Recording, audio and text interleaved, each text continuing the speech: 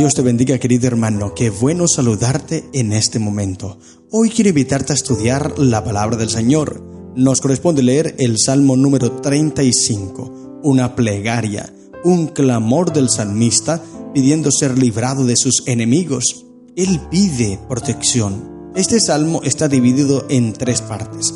La primera es una oración a Dios y va desde el versículo 1 hasta el versículo 10. Allí el salmista inicia orando al Señor, dice el versículo 1: Disputa, oh Jehová, con los que contra mí contienden, pelea contra los que me combaten, echa mano al escudo y al pavés, y levántate en mi ayuda. Saca la lanza, cierra contra mis perseguidores, di a mi alma, yo soy tu salvación. El salmista no es que esté desconfiando de Dios. Él está confiado y asegurado en Cristo, pero dice: Señor, dame valor, dame fortaleza.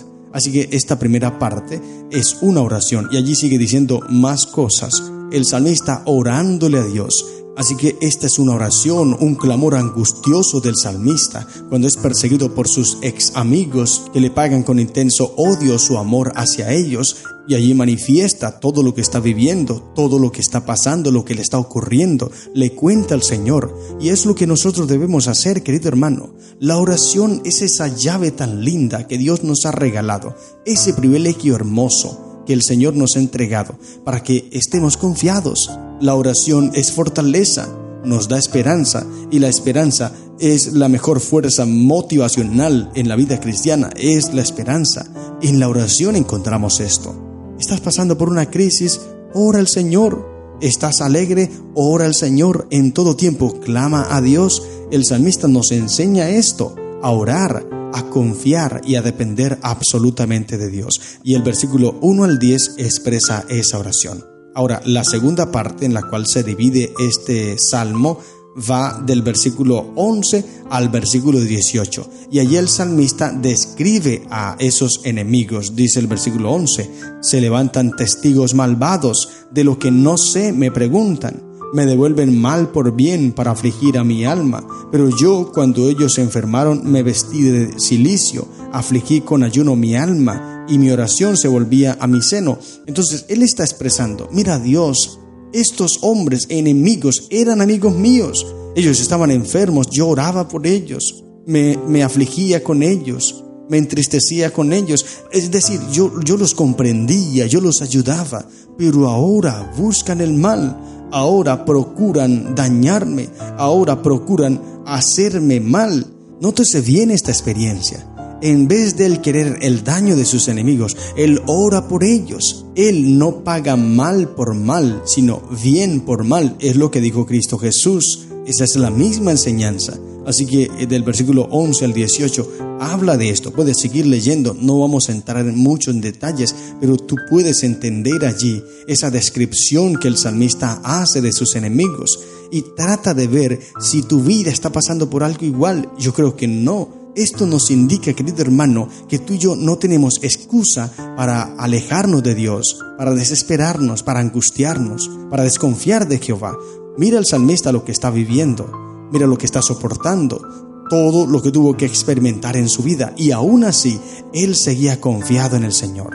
Saca la lanza, dice el versículo 3, cierra contra mis perseguidores, di a mi alma, yo soy tu salvación. Esta es la confianza que tenía el salmista. Dios era su protección. Jehová era el compañero de David. Jehová era ese amigo de David. Él siempre acudía a Dios. Cuando estaba feliz, acudía a Dios. Cuando estaba triste, acudía a Dios. Cuando estaba en libertad, cuando había abundancia, acudía a Dios. Pero cuando estaba en persecución, acudía a Dios. Es decir, en todo tiempo, en todo momento, en toda ocasión, el salmista acudía a Dios. Es un gran ejemplo para ti y para mí, querido hermano. No debemos desconfiar del Señor. No debemos apartarnos del Señor. Debemos siempre buscarlo, clamarle a Él, porque Él está cercano a nosotros. Ahora viene la tercera parte de este salmo, y es desde el versículo 19 al 28, y allí termina. Y allí entonces el salmista hace un pedido de intervención divina a Dios. Le dice: Señor, por favor, atiende mi pedido. Dice el versículo 19: No se alegren de mí los que sin causa son mis enemigos, ni los que me aborrecen sin causa guiñen el ojo, porque no hablan paz y contra los mansos de la tierra piensan palabras engañosas. Ensancharon contra mí su boca, dijeron, ella, nuestros ojos lo han visto. Tú lo has visto, oh Jehová, no calles, Señor, no te alejes de mí. Muévete y despierta para hacerme justicia, Dios mío y Señor mío, para defender mi causa. Júzgame conforme a tu justicia, Jehová, Dios mío, y no se alegren de mí. David recurre a Dios. Él no deja el juicio en los hombres porque sabe que los hombres son injustos. Él dice, ellos están burlando de mí sin causa. Por eso, Dios, júzgame tú. Es una confianza linda en Dios, en el juicio de Dios. Y de hecho, querido hermano, Dios es el que juzga. Y dice la Biblia en Corintios que un día es necesario que todos nosotros comparezcamos ante el gran tribunal de Cristo. Por eso, si tú haces lo correcto, serás hallado bueno delante de Dios. Pero si haces lo malo, serás hallado falto delante del Señor. Y serás juzgado de acuerdo a tus obras, y serás condenado no porque Dios quiera condenarte, sino por tus propias obras. La muerte, el dolor, el sufrimiento, querido hermano, es una consecuencia de nuestras obras.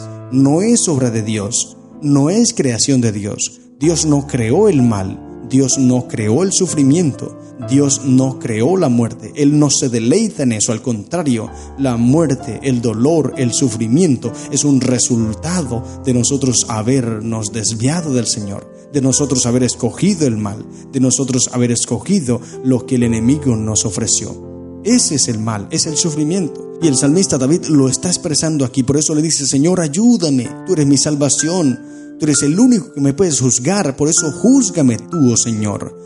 Porque mis enemigos se burlan de mí sin haber causa. Ellos son injustos, pero tú eres un Dios justo. Por eso, júzgame tú. Y termina su canto, termina su salmo allí en el versículo 27 y 28 diciendo, canten y alégrense los que están a favor de mi justa causa y digan siempre, sea exaltado Jehová, que ama la paz de su siervo. Y mi lengua hablará de tu justicia y de tu alabanza todo el día. Amén. Nótese bien lo que hace el salmista. Él habla de la salvación de Dios y no habla de su propia liberación, sino que él exalta, él magnifica, él alaba la salvación del Señor. La contemplación de la bondad de Dios, querido hermano, hace que dejemos de pensar en nosotros mismos, y es lo que debemos hacer. Por eso Jesús dijo, si alguno quiere venir en pos de mí, niéguese a sí mismo, tome su cruz cada día y sígame. Debemos dejar de vernos a nosotros y contemplar a Cristo, porque Él es perfecto, en Él no hay engaño, en Él no hay mancha, ni hay nada corruptible. Él todo es santo, Él es puro. Por tal motivo, si nosotros nos seguimos viendo solamente a nosotros, nunca vamos a cambiar, pero si vemos a Cristo, seremos transformados por Él. Esto me lleva a pensar en aquello que dice el apóstol Juan allí en la primera carta de Juan, capítulo 1, versículo 5. Nótese bien lo que dice el apóstol. Este es el mensaje que hemos oído de Él. El apóstol escribe y habla de un mensaje que ha oído. Él no dice, esto es lo que yo creo, lo que yo siento. No, esto es lo que he oído de Él. Y ahora el versículo 1, primera de Juan 1:1, nótese bien, dice, lo que era desde el principio, lo que hemos oído, lo que hemos visto con nuestros ojos, lo que hemos contemplado y palparon nuestras manos tocante al verbo de vida. Nótese bien lo lindo. Juan habla de lo que vio, Juan habla de lo que escuchó, Juan habla de lo que contempló, Juan habla de lo que tocó. Él está seguro en este mensaje porque Él lo vivió, porque Él lo experimentó, y es lo que nosotros debemos hacer, dejar de vernos a nosotros, dejar de hablar de nosotros y hablar de Cristo. Pero es lamentable hoy día muchos predicadores que se han centrado en contar sus propias experiencias, su vida, y hoy día el escenario, el púlpito, se ha convertido en chismes. La gente va a escuchar la vida de otros y no la vida de Cristo. Debemos levantar en alto la bandera de Cristo, querido hermano. El pueblo de Israel, cuando iba a cruzar el Jordán, Dios le dijo a Josué, vayan los sacerdotes adelante con el arca y haya una distancia larga de 2 kilómetros para que la gente pudiese ver el arca. Porque si se iban todos encima del arca, no podrían verlo, no tendrían quien los iba a guiar. Así que el arca de Dios, y allí en el arca de Dios, en el arca del pacto, estaba el testimonio de Dios. El arca representa esto, el testimonio, la ley de Dios. Es decir, la ley de Dios debe ser levantada en alto, querido hermano. La palabra de Dios debe ser levantada en alto. Debemos hablar de Cristo, debemos hablar de Dios, debemos hablar de su sacrificio, debemos hablar de la palabra del Señor. No vernos a nosotros, ver a Cristo. Y es lo que dice el apóstol: este es el mensaje que hemos oído de Él y os anunciamos. Anunciamos el mensaje de Dios, no nuestro propio mensaje, el mensaje de Dios. Y dice, ¿cuál es ese mensaje? Dice 1 Juan 1:5, Dios es luz y no hay ninguna tinieblas en Él. Este es el mensaje de Dios, querido hermano. ¡Qué lindo, maravilloso! Decimos amén, gloria al Señor. Dios es luz y no hay tinieblas en Él. Y para que tú y yo podamos ver esa luz, debemos contemplar a Cristo todos los días. Y esto te lo mencioné en la reflexión de ayer, porque lo leímos en el Salmo de ayer. Si no lo recuerdas, te lo recuerdo. Salmo 34:5. Mira lo que dice: los que miraron a Él fueron alumbrados y sus rostros no fueron avergonzados. Nótese bien, Dios es luz, querido hermano, y los que miran a Él, los que lo contemplan a Él, son alumbrados. No hay nada más hermoso que el rostro radiante de un verdadero cristiano. Cuando Dios nos mira, todo se ilumina. ¿Por qué? Porque Él es luz, y es lo que está diciendo el salmista David.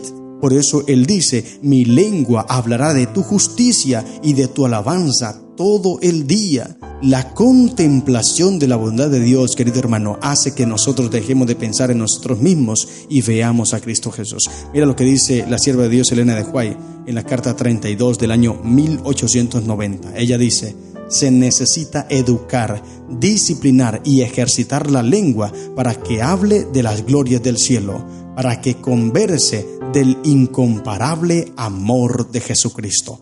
Gloria al Señor. Necesitamos educarnos, educar nuestra lengua, disciplinar y ejercitarla para que hable siempre de Cristo.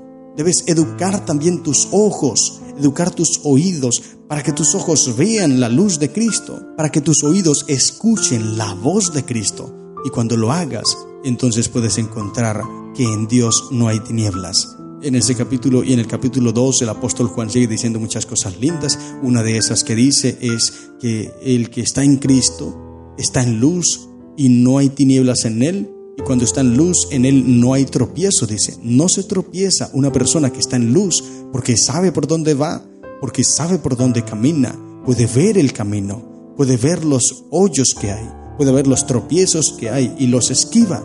¿Y quién es esa luz? Dios es luz. Jesús es luz, el Espíritu Santo es luz. Y Salmo 119:105 dice: lámparas a mis pies tu palabra, una luz en medio del camino. La Biblia es luz. Así que si tú quieres vivir en luz, querido hermano, debes contemplar al Señor, debes escuchar al Señor y debes estar atento siempre a Él. Por eso, corrige, educa y disciplina tu lengua, tus ojos y tu oído para que siempre estén pendientes de Cristo, hablen de Cristo, escuchen a Cristo y vean a Cristo Jesús. Estas son las lecciones que encontramos en el Salmo 35. Que el Señor te bendiga. ¡Feliz día!